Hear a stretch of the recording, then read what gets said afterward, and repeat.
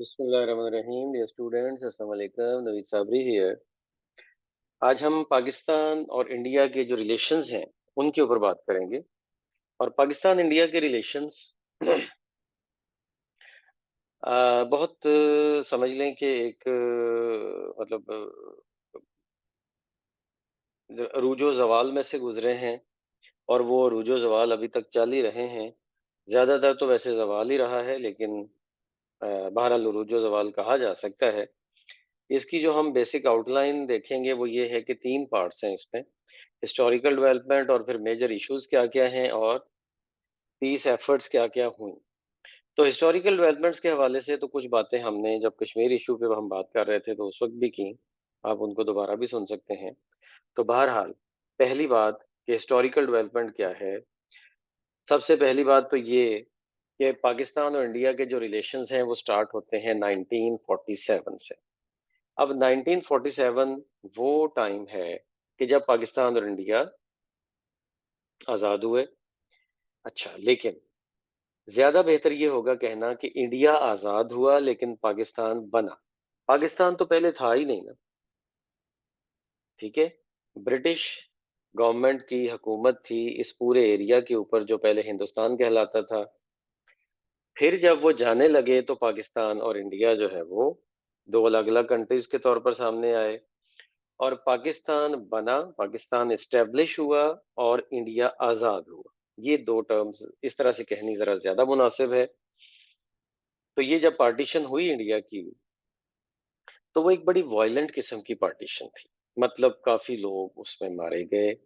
जो लोग इंडिया से हिजरत करके पाकिस्तान आए, उन वो भी रास्ते में उनके बहुत सारे फैमिली मेंबर्स मारे गए। बड़ी मुश्किल से पहुंचे। जो पाकिस्तान से इंडिया गए उनके भी बहुत सारे लोग मारे गए। ठीक है। तो इस तरह करके बहुत वायलेंट किस्म की पार्टीशन थी वो। फिर उसके बाद unfair unfair division of assets, जो कि इंडियन ट्रेजरी थी, जो कि ओवरऑल पाकिस्तान और इंडिया का जो इकट्ठा खजाना था, कौमी खजाना जिसे हम कहते हैं, उसमें पाकिस्तान का जितना हिस्सा बनता था वो पाकिस्तान को नहीं दिया गया। और थोड़ा बहुत जो बाद में दिया भी गया गांधी की इंटरवेंशन की वजह से, वो भी बहुत कम था, पूरा हिस्सा नहीं दिया गया। फिर उसके बाद जी, ये मैंने आपको बता दिया कि जो कैश था वो पाकिस्तान को नहीं दिया गया। और फिर उसके बाद डिस्प्लेसमेंट एंड रेफ्यूजी क्राइसिस, और उनकी फिर आगे उनको कहीं कहीं मतलब जहाँ पे एडजस्ट करना था वो करना, रेफ्यूजीज का एक जगह से दूसरी जगह मूव करना। ठीक है। उसके बाद जनाब एक आप ये समझ लें कि जब पाकिस्तान से इंडिया में कुछ लोग पहुंचे और इंडिया से पाकिस्तान में कुछ लोग पहुंचे, यहाँ पे रेफ्यूजीज हुए, रेफ्यूजीज कैंप लगे, बहुत ज्यादा प्रॉब्लम्स हुई एक दूसरे के साथ। जाहिर है कि बुरी यादें एक दूसरे के साथ बनी लोगों की। जो इंडिया से पाकिस्तान में आए थे उनकी वहां, चूंकि उनको बहुत धक्के दे के एक तरह से निकाला गया था और वो रातों को सफर करते थे। बहुत सारे मतलब, अगर आप थोड़ी सी रिसर्च करें आपको पता चले कि आप 10 फैमिलीज जो इंडिया से पाकिस्तान हिजरत करके आई थी, उन 10 फैमिलीज का इंटरव्यू करें तो 5-6 फैमिलीज में आपको जरूर कोई ना कोई उनका ऐसा फैमिली मेंबर जरूर आपको मिलेगा जो कि मारा गया इस माइग्रेशन के अंदर ही। ठीक है। तो इसलिए ये कोई आसान किस्म का काम नहीं था। और फिर जब पाकिस्तान में लोग वहां इंडिया से पहुंचे तो इंडिया में बड़ी बड़ी जायदादें छोड़ के आए थे। बहुत बड़ी बड़ी जायदादें थी उनकी। अब यहाँ पे आके क्या उनको उतनी जायदादें मिली या नहीं मिली, ये देखने वाली बात है। ठीक है। या जाहिर है जहाँ इस गवर्नमेंट के अंदर जिन लोगों की से थी, जिन लोगों का कोई था पाकिस्तान की गवर्नमेंट में, उनको तो बहुत बड़ी बड़ी प्रॉपर्टीज मिल गई। लेकिन कुछ लोग ऐसे भी थे जिनको नहीं मिली। ठीक है। इवन यहाँ तक कि जो लियाकत अली खान, जो पहले प्राइम मिनिस्टर ऑफ पाकिस्तान थे, लियाकत अली खान, वो उनकी बहुत बड़ी जागीर थी जो इंडिया जो छोड़ के आए थे, लेकिन यहाँ कराची में आके वो सेटल हुए। तो उनको उतना जो है ना वो नहीं मिला, उतना क्या नहीं मिला, कुछ भी नहीं मिला। और आज आप देखते हैं कि लियाकत अली खान की फैमिली में से कोई भी बंदा आपको पाकिस्तान की पॉलिटिक्स में नहीं मिलेगा, पाकिस्तान के किसी बड़े ओहदे पे नहीं मिलेगा, कोई बहुत बड़ा जागीरदार या बहुत बड़ी जमीनों वाला नहीं मिलेगा। क्यों? क्योंकि वो तो छोड़ के आ गए थे बेचारे सारा कुछ। तो इस तरह से ये इश्यूज हुए। फिर उसके बाद बॉर्डर डिस्प्यूट्स आ गए।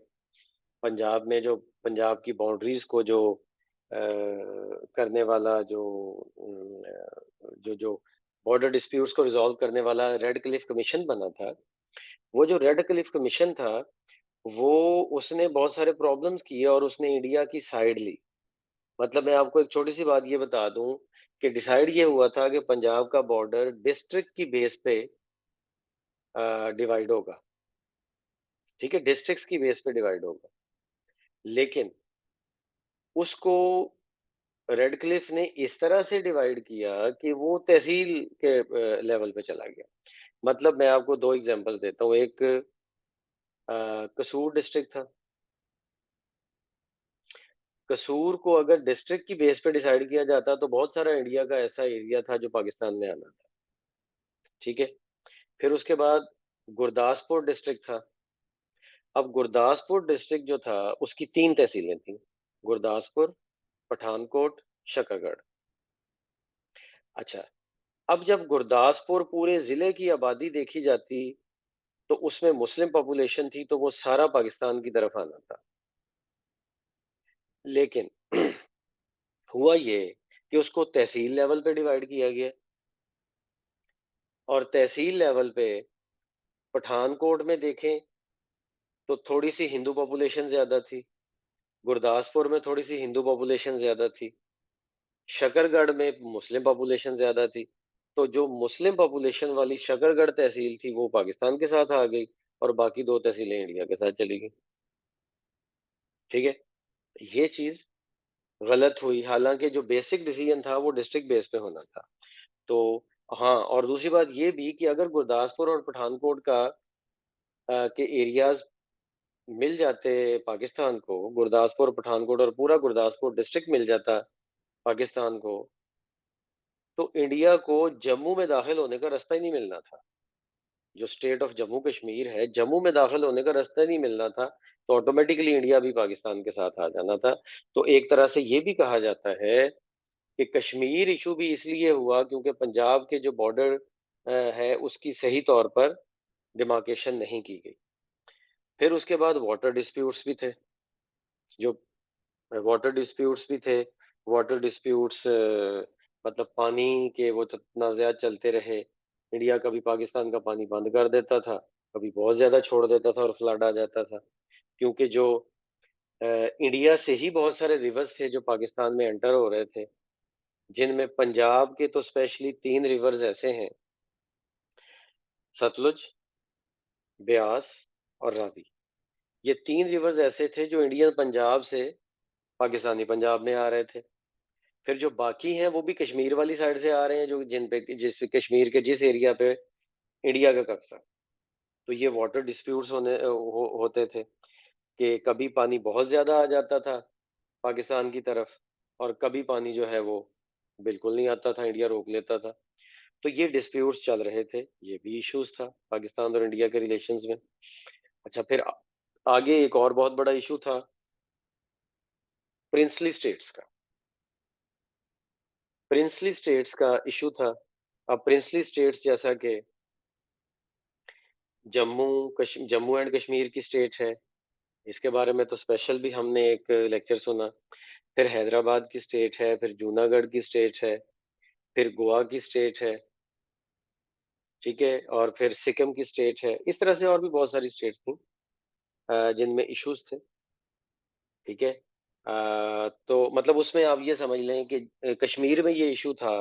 देखें, असल में ना बात ये है कि जो बेसिक उसूल बनाया गया था वो ये था कि प्रिंसली स्टेट्स जो भी थीं, उन प्रिंसली स्टेट्स में देखा जाना था कि जिनमें मेजॉरिटी पॉपुलेशन मुस्लिम थी वो पाकिस्तान के साथ आनी थी, जिनमें मेजॉरिटी पॉपुलेशन हिंदू थी वो इंडिया के साथ आनी थी, और जहां पे भी कोई डिस्प्यूट होना था वहां पे रायशुमारी होनी थी, वहां पे रेफरेंडम होना था। और ये जो स्टेट्स मैंने आपको बताई हैं, इन्हीं में इश्यूज था, इन्हीं में बहुत सारे इश्यूज थे। ठीक है, मतलब जम्मू एंड कश्मीर, इनमें मुस्लिम पॉपुलेशन मेजोरिटी थी, लेकिन राजा इनका हिंदू था जो हुकूमत करता था। ठीक है, हरी सिंह। दूसरी तरफ जो हैदराबाद दक्कन है, उसमें मुस्लिम पॉपुलेशन ही थी, लेकिन और राजा भी जो इनका हेड था निजामुल मुल्क, वो भी मुसलमान ही था। जो हैदराबाद दक्कन की रियासत समझी जाती है ना आजकल, जो बिल्कुल एक्सट्रीम साउथ में आती है इंडिया में। अच्छा, अब उसमें लेकिन उसमें क्या है कि वो चाहता था कि पाकिस्तान के साथ इल्हाक हो हैदराबाद का, लेकिन पाकिस्तान के साथ चूंकि उसकी बाउंड्री नहीं मिलती थी, इस वजह से बड़ा इशू हो गया। और जो निजामुल मुल्क है, वो चूंकि खुद यूके में रहता था ज्यादा टाइम, तो इंडिया ने उसको इन्फ्लुएंस करके उसके साथ कोई डॉक्यूमेंट तो तय नहीं किया, लेकिन हैदराबाद में अपनी फौजें भेजी और हैदराबाद के ऊपर कब्जा कर लिया। ठीक है, और बाद में मजबूरन उस निजामुल मुल्क ने अपनी स्टेट का ऑफिशियली भी इल्हाक इंडिया के साथ कर दिया। ठीक हो गया। अच्छा, उसके बाद जूनागढ़ पे आ जाते हैं।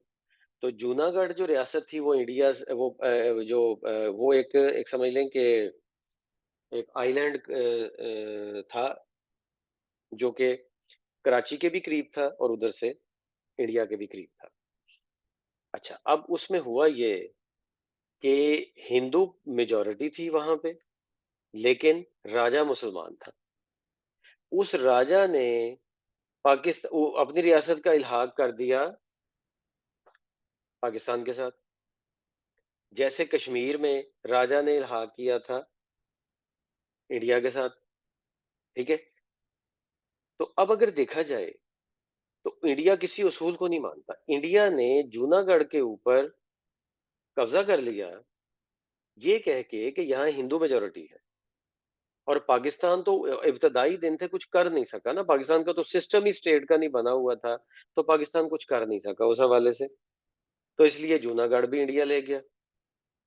अच्छा, अगर उस उसूल को देखा जाए तो कश्मीर पाकिस्तान को मिलना चाहिए था, लेकिन फिर उस पे भी, क्योंकि वहां मुस्लिम पॉपुलेशन ज्यादा थी, लेकिन उस पे भी कब्जा कर लिया इंडिया ने। तो मतलब जूनागढ़ और कश्मीर दो ऐसी एग्जांपल्स हैं कि जिसमें, मतलब अगर हम उसूल समझे मुस्लिम मेजोरिटी पॉपुलेशन वाला, तो कश्मीर पाकिस्तान को मिलता और जूनागढ़ इंडिया को मिलती रियासत। अच्छा, और अगर इल्हाक का देखा जाता तो जूनागढ़ पाकिस्तान को मिलता और कश्मीर इंडिया को मिलता। चलें अगर ऐसे समझ लें, लेकिन इंडिया ने दोनों जगह पे अपनी धौंस के साथ, अपनी पावर के साथ कब्जा कर लिया और उसको अपने साथ मिला लिया। और वजह क्या थी कि पाकिस्तान तो एक बिल्कुल नई स्टेट था, पाकिस्तान कुछ कर नहीं सका उस टाइम पे। और फिर गोवा और सिक्किम, इसमें बुद्धिस्ट लोगों की पॉपुलेशन ज्यादा थी, इसमें भी रेफरेंडम होना था, लेकिन भाई यहाँ पे भी रेफरेंडम नहीं हुआ और इंडिया ने उस पर कब्जा कर लिया। इस तरह से करके इंडिया ने हर जगह कब्जा ही किया। ये तो कश्मीर का कुछ एरिया पाकिस्तान के साथ चूंकि मिलता था, और कश्मीर में मुजाहिदीन चले गए और उन्होंने कुछ ना कुछ एरिया के कब्जा कर लिया, और गिलगित गिलगित बल्तिस्तान के लोगों ने खुद से पाकिस्तान से इल्हाक कर लिया। तो ये पॉसिबल हो गया, अदरवाइज तो ये पॉसिबल ही नहीं होना था कि पाकिस्तान कश्मीर के साथ भी कुछ कर सकता। कश्मीर का कुछ एरिया तो पाकिस्तान के साथ मिलने की वजह से ये कुछ हमने ले लिया, अदरवाइज नहीं ले सकते थे। ठीक है, फिर उसके बाद complex balancing process due to history, religion and geography. मतलब ये जो मैंने आपको अभी आपको सारी बातें बताई हैं, यही है हिस्ट्री, रिलीजन और ज्योग्राफी से रिलेटेड बातें, कि जो असल में इस पॉइंट के साथ आती हैं। और अगर हम इस सारी बात को देखें, तो इसका मतलब क्या है कि पार्टीशन के दौरान ही बहुत सारे ऐसे काम हो गए थे कि जिसमें पाकिस्तान और इंडिया के आपस में रिलेशन डिस्टर्ब रहने ही रहने थे। डिस्टर्ब शुरू में हो गए थे, और अब डिस्टर्ब रहने ही रहने थे, और आगे अभी तक चल रहे हैं, और ये को 75-76 साल हो गए हैं, 77 ईयर्स बल्कि अब तो कहा जा सकता है हो गए हैं, और ये इश्यूज उसी तरह से चल रहे हैं। क्योंकि जब इंडिया पाकिस्तान अलग-अलग हुए हैं, पार्टीशन हुए हैं, तो ये इश्यूज मौजूद थे तब से, ठीक है? और फिर उसके बाद फर्स्ट वॉर हो गई कश्मीर की, उसके बाद वो मैंने आपको बताया कि 1947 में जो है वो लोकल्स ने अपनी गवर्नमेंट अनाउंस कर दी थी कश्मीर में, ठीक है? इंडिया ने कब्जा कर लिया, और यही मतलब ये ज़रा थोड़ी-सी हिस्ट्री देखें कि जो लोकल लोग थे, जो मुस्लिम मेजॉरिटी में थे, उन्होंने अपनी गवर्नमेंट अनाउंस कर दी। 3 दिन के बाद अक्टूबर 27 में जो हिंदू रूलर था, उसने इंडिया के साथ इल्हाक कर दिया, ठीक है? और इंडियन फ़ौजें वहाँ पे चली गईं। इधर से पाकिस्तानी मुजाहिदीन थे, वो भी आगे बढ़ रहे थे, और इंडिया उसकी वजह से खौफज़दा था। इंडिया यूएनओ में चला गया, ये मामले को यूएनओ में ले गया। यूएनओ ने अपनी सिक्योरिटी काउंसिल के अंदर एक रायशुमारी, एक रेफरेंडम का ऐलान किया कि वो होगा, लेकिन वो अभी तक नहीं हुआ, ठीक है? फिर उसके बाद पाकिस्तान जो है वो उसने 1955 में सीटो और सेंटो को जॉइन किया।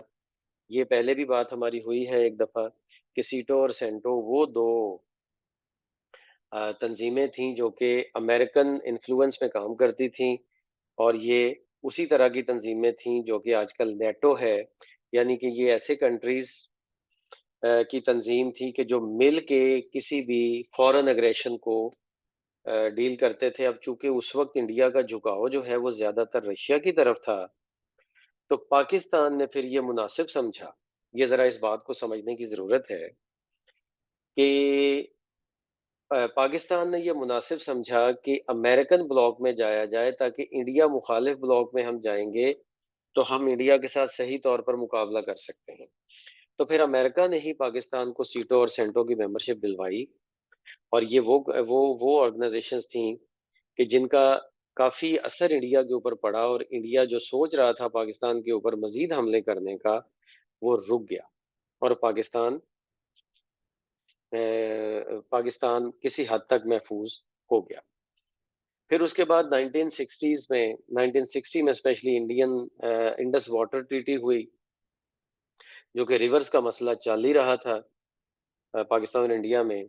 उस ट्रीटी के मुताबिक ये हुआ कि रावी, ब्यास और सतलुज, ये 3 जो दरिया इंडियन पंजाब से पाकिस्तानी पंजाब में दाखिल हो रहे थे, इनका कंट्रोल, इनको ईस्टर्न रिवर्स कहा गया, और इनको इंडिया के कंट्रोल में दे दिया गया कि इनका पानी इंडिया यूज करेगा, और इंडिया चाहे तो इनके ऊपर कोई भी डैम्स बनाए, कुछ भी करे, इनका पानी रोक ले। तो रावी, ब्यास और सतलुज के पानी के ऊपर पाकिस्तान का कोई हक नहीं है, ये डिसाइड कर लिया पाकिस्तान ने, ठीक हो गया?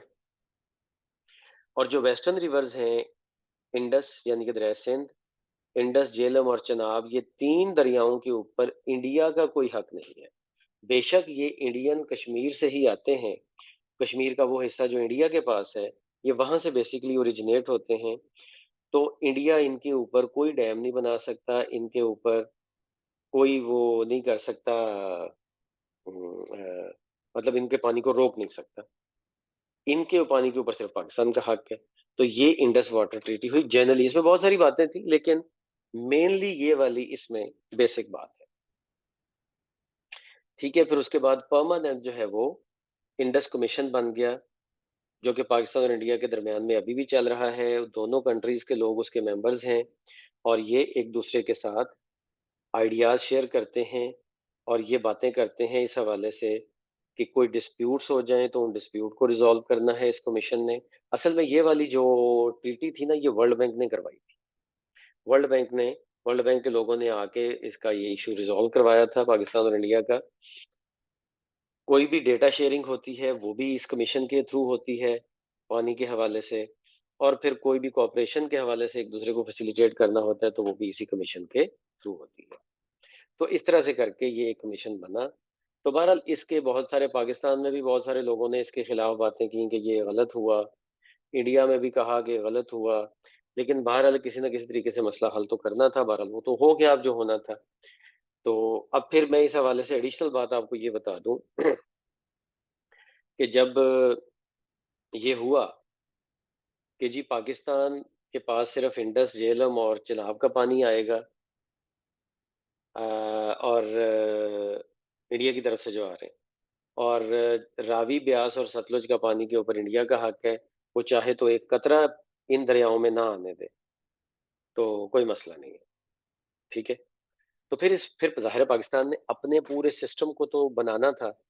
तो फिर पाकिस्तान ने वर्ल्ड बैंक ही की मदद से एक कैनाल सिस्टम बनाया, जो कि पूरी दुनिया के बहुत टॉप के कैनाल सिस्टम्स में समझा जाता है।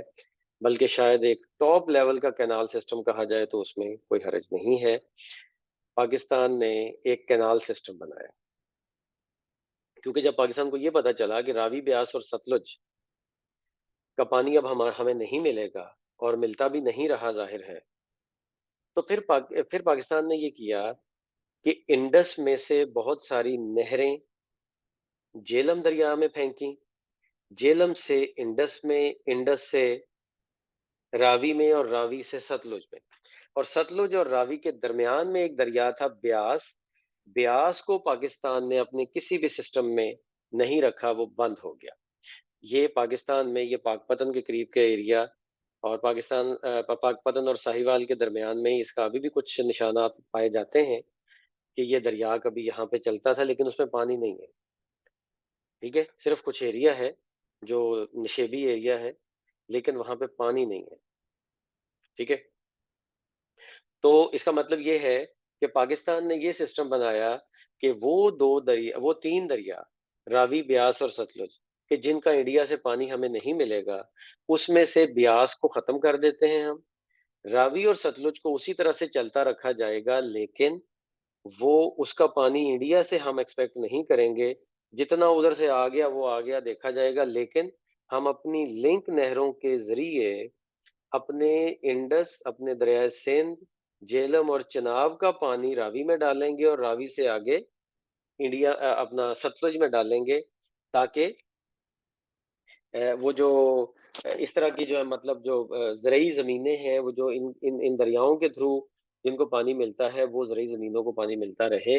और पाकिस्तान का ये सिस्टम बड़ा कामयाब सिस्टम है, ठीक है? अब तक तो बहुत कामयाब सिस्टम है, आगे चल के अब क्या होता है, इसमें देखा जाएगा। लेकिन इसका थोड़ा-सा नुकसान ये भी है कि इंडिया कभी-कभार रावी और सतलुज में इतना पानी फेंक देता है कि वो पाकिस्तान में सैलाब की सूरत-ए-हाल बन जाती है। फिर पाकिस्तान से पानी सँभाला नहीं जाता। उसके लिए पाकिस्तान में डैम्स होने चाहिए। पाकिस्तान में 2 ही बड़े डैम्स हैं, मंगला और तरबेला। उसमें इतनी नीचे सिल्टिंग हो चुकी है कि उनके पानी जमा करने की कैपेसिटी कम हो रही है हर साल। नए डैम पाकिस्तान में बने कोई नहीं जो बनने चाहिए थे। अब छोटे-छोटे कई डैम हैं जो कि इमरान खान की गवर्नमेंट में स्टार्ट हुए थे। एक बड़ा डैम जो दयामिर बादशाह है, वो भी इमरान खान की गवर्नमेंट में स्टार्ट हुआ था, वो चल रहा है। और वो जब बनेगा तो फिर ही ज़ाहिर है उसके ऊपर हम रिलाई कर सकेंगे।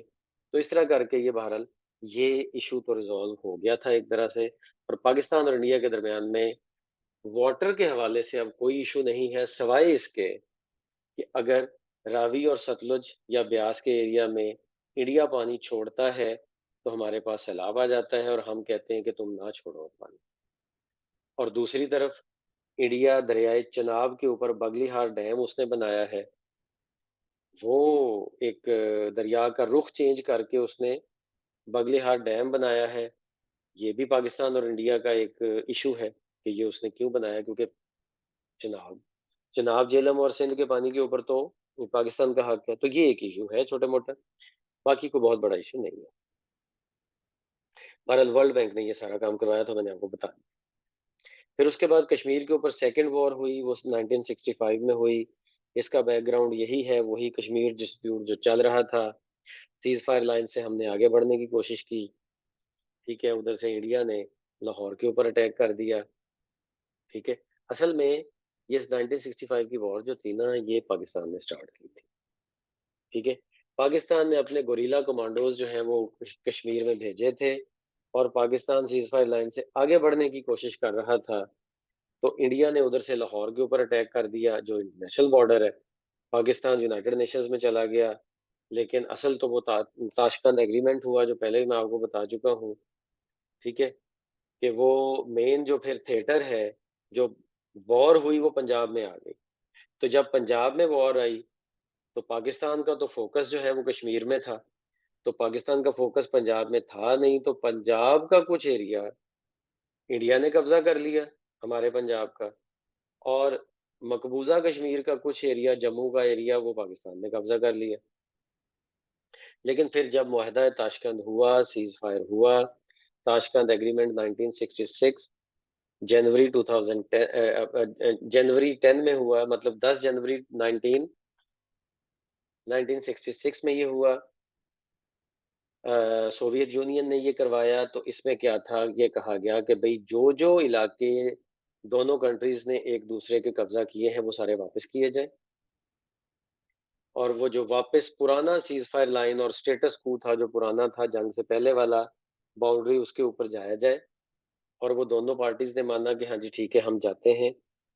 और जो अपने और ये माना गया कि जो अपने इश्यूज हैं वो पीसफुल तरीकों से बाद में हल किए जाए।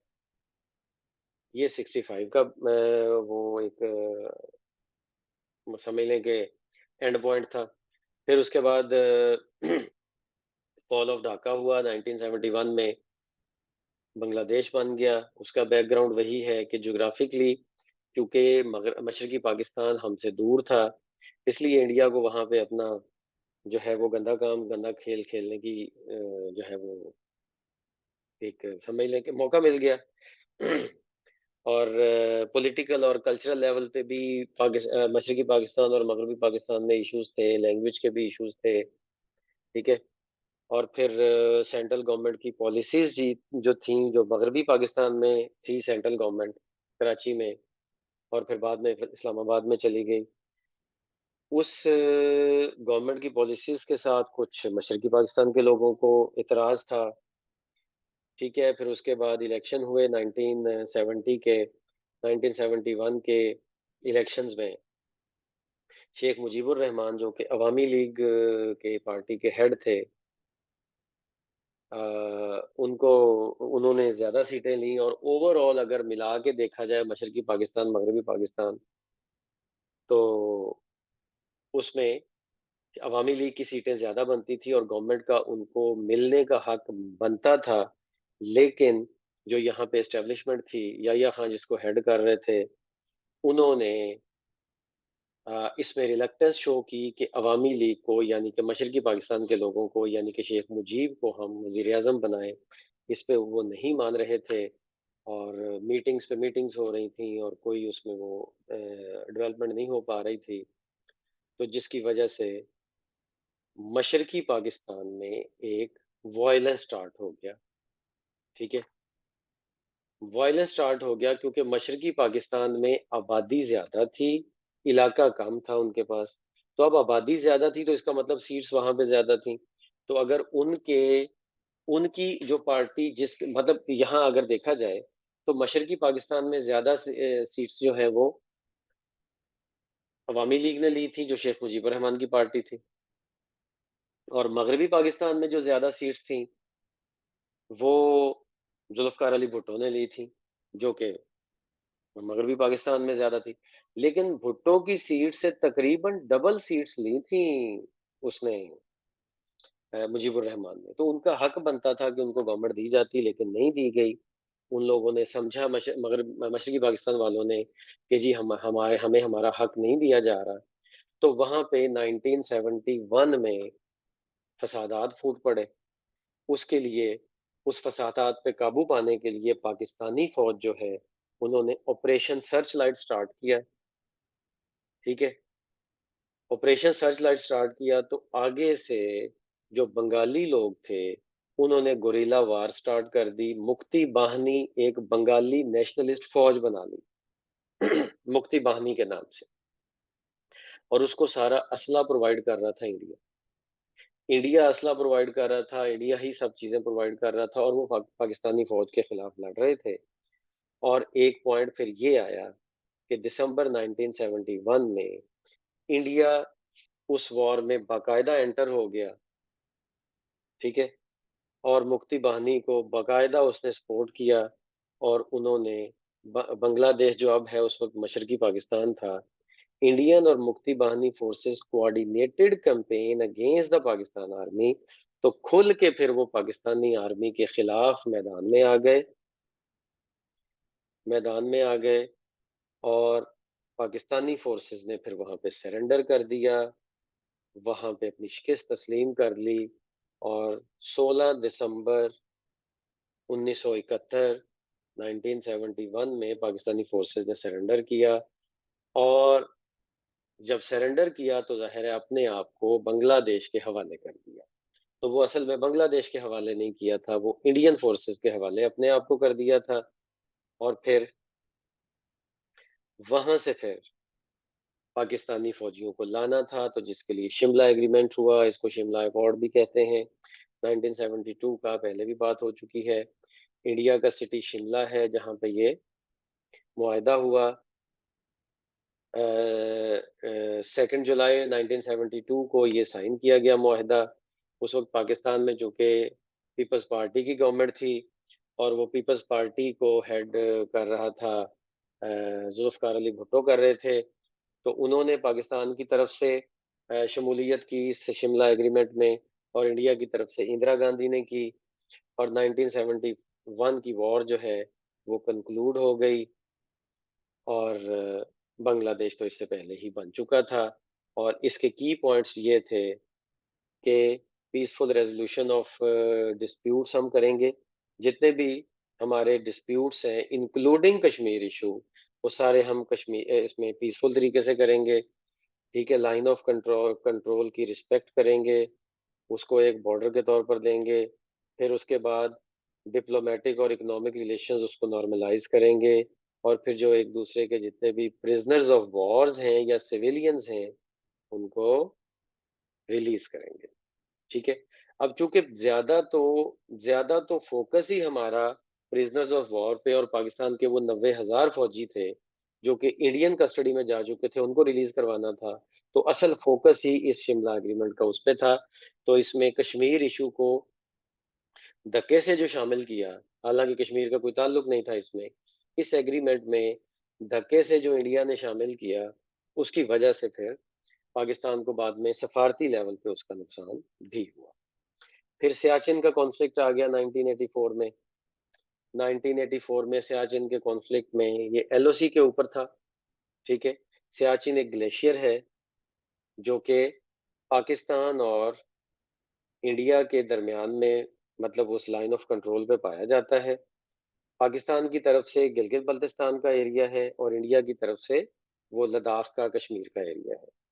ठीक है, वहां पे ये पाया जाता है और वहां पे इंडिया ने ऑपरेशन किया मैकडूट मैकडूट ऑपरेशन किया to gain control of the strategic heights and glaciers. हुआ असल में ये कि 1984 में होता ये था कि इंडिया और पाकिस्तान दोनों की फौजें गर्मियों में ऊपर चली जाती थी, सर्दियों में नीचे चली आती थी और वो दोनों कलेक्टिवली उस एरिया का कंट्रोल रख रहे थे। कुछ मेन पहाड़ियां पाकिस्तान के पास थी और कुछ जो है वो इंडिया के पास थी। लेकिन हुआ ये कि इंडिया ने उसके ऊपर, मतलब जब गर्मी का मौसम अभी आने ही वाला था, सर्दी गई नहीं थी, तो पाकिस्तानी फौज से भी पहले पहुंच के वहां पे कुछ की ऐसी पोजीशंस जहां पे पाकिस्तान का कंट्रोल था, वहां पे इंडिया का कंट्रोल उन्होंने किया और ये इंडिया की तरफ से ऑपरेशन किया गया। वो कंट्रोल हासिल कर लिया और उसके लिए फिर पाकिस्तान ने भी अपना जो भी हो सकता था वो किया, लेकिन जाहिर है बहुत ऊंचा लेवल पे ये वॉरफेयर था, एक्सट्रीम वेदर कंडीशंस थी, तो दोनों कंट्रीज ही अपने तौर पर जो है ना वो उन्होंने जंग की। वहां पे दोनों कंट्रीज के बहुत सारे फौजी मारे गए, लेकिन अभी भी वो स्टैंड ऑफ ही चल रहा है और सियाचिन का काफी एरिया इंडिया ने अपने कब्जे में लिया हुआ है। और फिर उसके बाद कारगिल का कॉन्फ्लिक्ट आ गया 1999 में। मई 1999 में ये इशू सामने आया पाकिस्तानी ये असल में कारगिल जो है ना, ये हुआ ये था कि कारगिल असल में पाकिस्तानी फौज ने एक ऐसा वो काम किया था जो कि सियाचिन वाले काम के जवाब में किया था, कि जिन चोटियों के ऊपर इंडियन इंडियन कब्जा था और सर्दियों में उनकी फौजें नीचे चली जाती थी, तो पाकिस्तानी फौज ने 1999 के जो सर्दियां थी उसमें उनके ऊपर कब्जा किया। ठीक है, 1998-99 में। और जब इंडियन मिलिट्री ने उधर से आना शुरू किया तो इधर से इन्होंने फायर खोल दिया, तो इंडिया अपनी की पोस्ट जो है उनको हासिल नहीं कर सका। पाकिस्तानी आर्मी ने ज़ाहिर है इनफिल्ट्रेट किया। एलओसी के ऊपर भी यही यही था, ये लद्दाख के एरिया में था। ठीक है, स्कर्दू और लद्दाख के एरिया में। तो रीजंस क्या थी कि cutting off the vital road link between the Indian administered Kashmir valley and the region of Ladakh. मतलब पाकिस्तान ने ये इसलिए किया कि कश्मीर जो मतलब एक दो चोटियां ही थी ना कारगिल की, उनके ऊपर पाकिस्तानी आर्मी ने कब्जा कर लिया। कोई बहुत इंपॉर्टेंट चोटियां, और ऐसी चोटियां थी कि जहां से मेन रोड्स गुजरते थे जिसके करीब से, जो कि आगे कश्मीर वैली में जाते थे और लद्दाख के एरिया में जाते थे, जिस पे के पाकिस्तानियों का एक तरह से उन रोड्स के ऊपर पूरी नजर होनी थी पाकिस्तानियों की, अगर वो हमारा मिशन कामयाब हो जाता तो। ठीक है, लेकिन वो मिशन कामयाब हुआ नहीं। ठीक है, ग्राउंड बैटल्स हुई, हैवी आर्टिलरी का यूज हुआ, एयरफोर्स को भी यूज किया गया। ठीक है, इस सारे कॉन्फ्लिक्ट का एंड जो है वो फिर जुलाई 1999 में हुआ। ठीक है, और उस वक्त पाकिस्तान में नवाज शरीफ जो है वो प्राइम मिनिस्टर थे। अब इस बात को थोड़ा सा मैं आपको फर्दर इलेबोरेट इस तरह से कर देता हूँ कि पाकिस्तानी फौज ने जब उस की पोजीशंस के ऊपर की जो चोटियां थी जो बड़ी इंपॉर्टेंट थी, कि पाकिस्तान इंडिया का रोड लिंक जो है वो कट करना चाहता था कश्मीर के साथ, या कट ना भी कर सकता तो कम से कम उसके ऊपर सुपरविजन रखना चाहता था, मॉनिटरिंग रखना चाहता था। उन बहुत इंपॉर्टेंट चोटियों के ऊपर पाकिस्तान ने अपनी फौज जो है वो फौज के थ्रू कब्जा कर लिया। तो इंडिया ने कुछ और लेस इंपॉर्टेंट चोटियों के ऊपर हमारी जो जो पहले हमारी हिस्से में थी उन पे कब्जा कर लिया। ठीक है, तो अब इस सारे एपिसोड में नवाज शरीफ जो उस वक्त गवर्नमेंट में था और परवेज मुशर्रफ जो उस वक्त चीफ ऑफ आर्मी स्टाफ, इन दोनों के दरमियान में डिफरेंस ऑफ ओपिनियन पाया जाता है। दोनों ने अपनी अपनी अपना सॉरी मुशर्रफ ने अपनी बुक लिखी है जिसमें उसने अपनी ओपिनियन दी है, अपनी तरफ की स्टोरी सुनाई है। और नवाज शरीफ तो खैर बुक नहीं लिख सकता, वो तो बेचारा इतना पढ़ा लिखा नहीं है। तो बुक उसने तो नहीं लिखी, लेकिन उसके जो तरफ से आई हैं बातें वो और है। मतलब नवाज शरीफ ये कहता है कि फौज ने ये जो सारा काम किया था ये मेरे नॉलेज के बगैर किया था, मुझे फौज ने इस हवाले से कॉन्फिडेंस पे नहीं लिया था। लेकिन दूसरी तरफ से फौज कहती है कि ये प्राइम मिनिस्टर ऑफ पाकिस्तान को सारा इसका पता था, पूरे ऑपरेशन का, अ, और हमने ये किया। लेकिन फिर जाहिर है इंडिया ने दूसरी तरफ से अटैक किया। इंडिया ने दूसरी तरफ से अटैक किया, मामला इंटरनेशनल लेवल पे चला गया। और 4 जुलाई 1999, 4 जुलाई को अमेरिका का इंडिपेंडेंस डे होता है। और ये बहुत इंपॉर्टेंट दिन था, लेकिन पाकिस्तानी प्राइम मिनिस्टर जो नवाज शरीफ था ये भागा भागा अमेरिका के पास गया, और अमेरिकन प्रेसिडेंट बिल क्लिंटन से नाश्ते की टेबल पे मुलाकात हुई।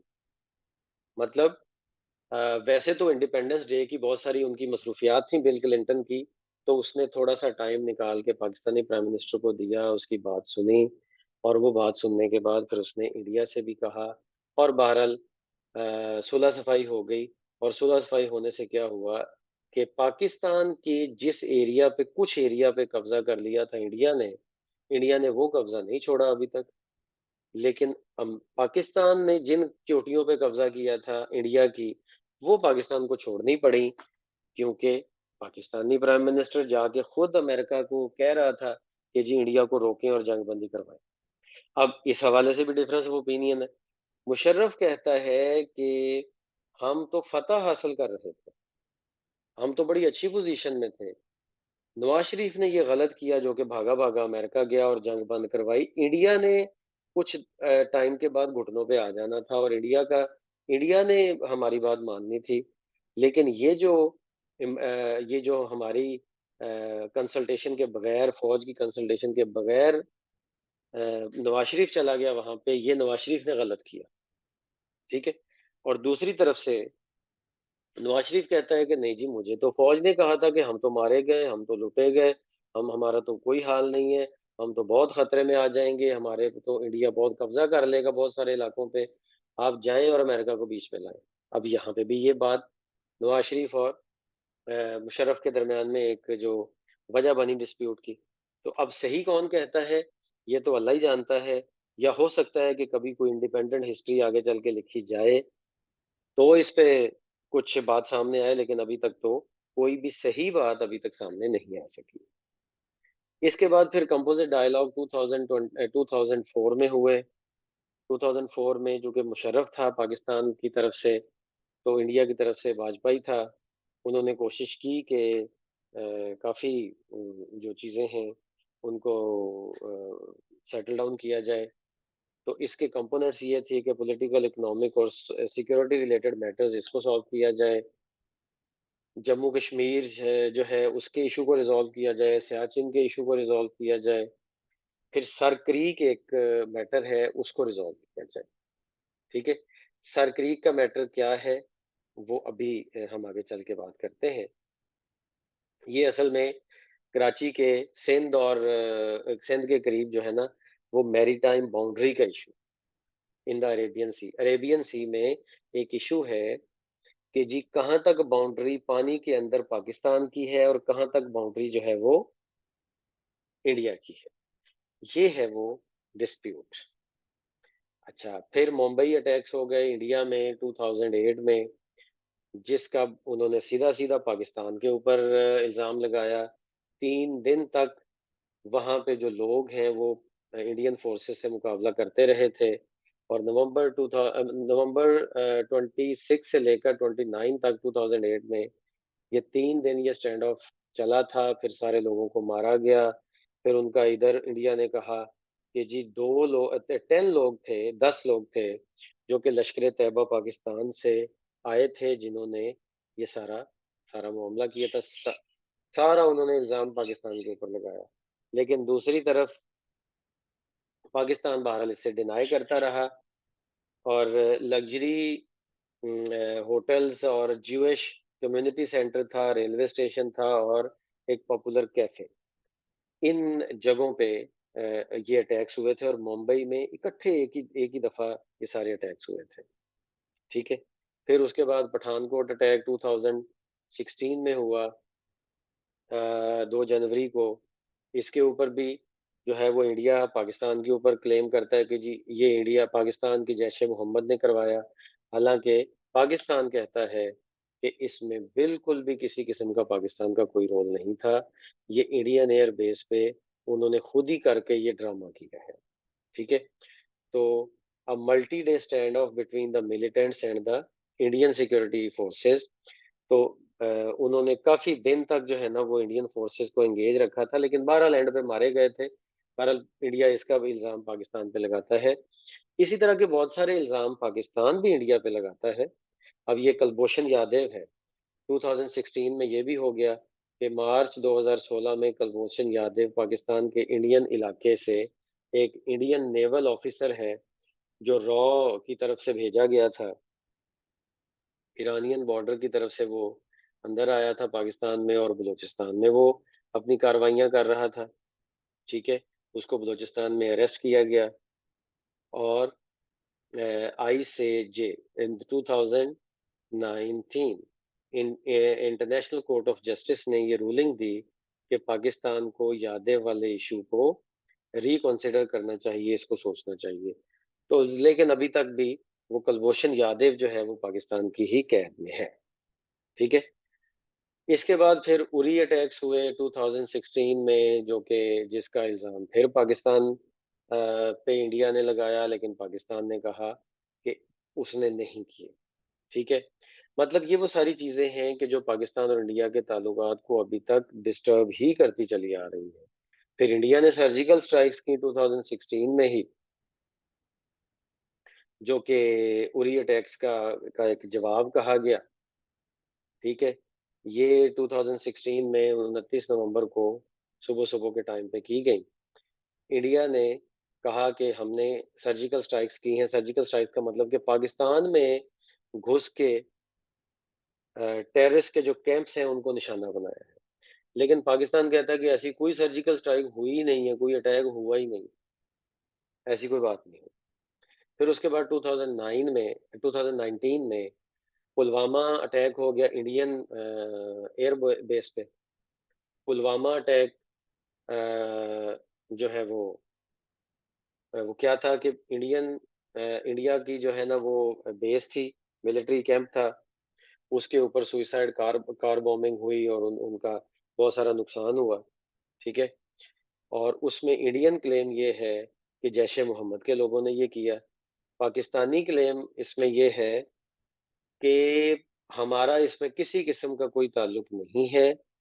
ये इंडिया के, और बाद में ना ये थ्योरीज भी आई थी कि इंडिया के कुछ ऑफिसर्स ने कहा था कि ये इंडिया ने खुद ही करवाया था। बहरहाल इसमें इंडिया के रिजर्व फोर्स के 40 जो लोग थे वो मारे गए थे, ठीक है? इसके जवाब में फिर इंडिया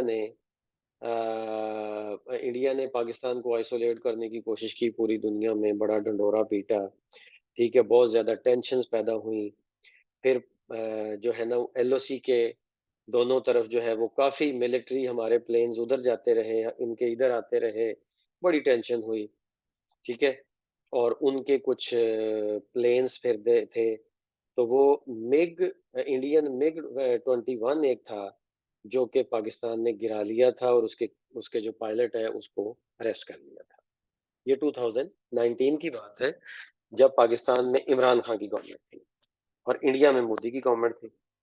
अच्छा, तो उस वक्त ये हुआ था कि थोड़ी सी मैं आपको इसकी डिटेल ये बता देता हूँ कि कोई इंडियन प्लेन था, तो फिर इंडियन प्लेन था जो कि बार बार कुछ इंडियन प्लेन्स पाकिस्तान में आ रहे थे, तो अ, उसके लिए स्पाई मिशंस पे, तो दो पाकिस्तानी, इसी तरह से उसका जवाब देने के लिए दो पाकिस्तानी प्लेन्स जो हैं वो इंडिया के इलाके में थोड़ा सा गए, और जैसे ही वो इंडियन इलाके में दाखिल हुए, तो कुछ इंडियन प्लेन्स ने उनका, जेट प्लेन्स मिग 21 उनमें एक था, उनका पीछा किया। अब पाकिस्तानियों ने इस तरीके से पाकिस्तान के जो पायलट्स थे, उनमें एक का नाम हसन और दूसरे का नाम नुमान था, दो दो ये प्लेन्स थे, वो दोनों ने इस तरीके से प्लान किया था कि वो वापस जल्दी ही पाकिस्तानी हदूद में वापस आ जाएंगे, और इंडिया के प्लेन को भी पाकिस्तानी हदूद में ला के उसको गिराएंगे। तो ये पूरी प्लानिंग थी, और ऐसे ही हुआ। और इंडियन जो कमांडर था अभिनंदन, उसको यहाँ पे इंडियन प्लेन को गिरा लिया गया जम्मू के इलाके में, और अभिनंदन को गिरफ्तार कर लिया गया जो पायलट था उसका। और फिर बाद में खैर सगाली के जज्बे के साथ, मतलब ये सारा कुछ करने के बाद, मतलब इंडिया को एक तरह, जो इंडिया बहुत पाकिस्तान के खिलाफ डंडोरा पीट रहा था, पुलवामा अटैक था ना, वो फिर चुप कर गया। वो फिर चुप कर गया था, और इंडिया जो है वो इस हवाले से काफी हद तक फिर सेटल हो गया था। तो बहरहाल कुछ दिनों के बाद वो अभिनंदन को वाघा बॉर्डर के थ्रू उनको वापस कर दिया था, और ये बड़ा वो मशहूर हुआ था वाकया। आप इसकी मजीद हिस्ट्री अपने तौर पर पढ़ सकते हैं। फिर वो एब्रोगेशन 370 आर्टिकल जो है वो 2019 में इंडिया ने की, और कश्मीर का जो स्पेशल स्टेटस है वो ख़त्म कर दिया, जिसमें कश्मीर का अपना कॉन्स्टिट्यूशन, अपना फ्लैग हो सकता था, कश्मीर के फॉरेन अफेयर्स, डिफेंस और कम्युनिकेशन का निज़ाम सिर्फ इंडिया के पास था, और बाकी सारे वो अपना अपना फ्लैग भी अलग से रख सकता है, अपनी सिग्निफिकेंट ऑटोनॉमी उसकी है, फाइनेंशियल मैटर्स में भी, और अपने कॉन्स्टिट्यूशन भी खुद लग रख सकता है। ये पूरा स्टेटस जो स्पेशल ऑटोनोमस स्टेटस है, ये इंडिया ने ख़त्म करके उसको अपने साथ एक प्रोविंस के तौर पर मिला लिया। ठीक है। और ये जो 35A है आर्टिकल, ये डिराइव किया गया है उसी मेन आर्टिकल 370 में से। इसमें कहा जाता है कि the state government has the power to define permanent residents and grant them special rights and privilege. कि परमानेंट रेजिडेंस कौन हो सकता है वो स्टेट गवर्नमेंट डिसाइड करेगी। ठीक है। और स्टेट गवर्नमेंट का ये राइट है कि वो किसको, यानी कि दूसरे लफ्जों में कश्मीरी सिटीजनशिप किसको दी जा कि किसको देनी है नहीं देनी है, इसका फैसला जो है वो कश्मीर की स्टेट गवर्नमेंट करेगी। और ये आर्टिकल 35 इंडियन कॉन्स्टिट्यूशन में लिखा हुआ है, और उसको वायलेट कर दिया गया, खत्म कर दिया गया। और ये 5 अगस्त 2019 में हुआ, एक प्रेसिडेंशियल ऑर्डर के थ्रू। इंडिया ने ये प्रेसिडेंशियल ऑर्डर के थ्रू किया था। ठीक है। स्पेशल ऑर्डिनेंस के थ्रू। कोई इसके ऊपर कॉन्स्टिट्यूशनल लेवल पे कोई लेजिस्लेशन नहीं हुई थी, क्योंकि वो हो नहीं सकती थी। ठीक है। और इस हवाले से फिर कश्मीर, जम्मू कश्मीर को जो है ना, वो the state into two separate union territories, मतलब जम्मू एंड कश्मीर एंड लद्दाख जो है उसको दो हिस्सों में कर दिया गया। लद्दाख अलग कर दिया गया, इंडिया ने कर दिया, और जम्मू एंड कश्मीर को अलग कर दिया। फिर कश्मीर में इस हवाले से बड़ी स्ट्राइक्स, बड़ा कुछ हुआ, लॉकडाउन हुआ, कम्युनिकेशन ब्लॉकआउट, इंटरनेट कई महीने बंद रहा। ठीक है। यूनाइटेड नेशंस के ऑब्जर्वर्स आए, लेकिन बहरहाल अभी तक सिचुएशन वहीं की वहीं है, और पाकिस्तान के क्लेम को माना नहीं गया इस हवाले से। और इंडिया और पाकिस्तान के रिलेशंस बहुत खराब हुए इसके बाद, और जो कि अभी तक खराब ही चल रहे हैं। अच्छा, पाकिस्तान और इंडिया के दरमियान में जो मेजर इश्यूज हैं, उनमें मेजर इश्यूज में एक तो कश्मीर इशू है जो पहले बात हो चुकी है, सियाचिन इशू है उस पर भी बात हो चुकी है। सरक्रीक के बारे में सिर्फ छोटी सी बात ये कि सरक्रीक इशू ये है कि मैरीटाइम बाउंड्री जो है वो कुछ ऐसा एरिया है कि जिसमें इंडिया अपना क्लेम करता है कि ये हमारे एरिया में आता है, और पाकिस्तान अपना क्लेम करता है कि वो हमारे एरिया में आता है। पाकिस्तान का क्लेम ये है कि बॉम्बे की जो गवर्नमेंट 1949 में जो भी डिसीजन किया गया था, जिसमें ये कहा गया था कि जी पाकिस्तान मतलब जो सिंध सिंध का इलाका है, सिंध जो प्रोविंस है, देखिए ना, ये 19 मतलब असल में ना सिंध पहले बलूचिस्तान का हिस्सा था। सॉरी, मैं गलत बोल गया। सिंध पहले बॉम्बे का हिस्सा था। बाद में 1914 में उसको अलग से एक सूबा बना दिया गया।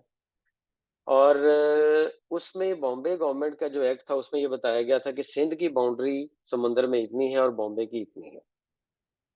ठीक है। लेकिन इंडिया कहता है कि थलवग प्रिंसिपल जो है कि नए तरीके से मैरीटाइम को डिसाइड किया जाए, वो होना चाहिए।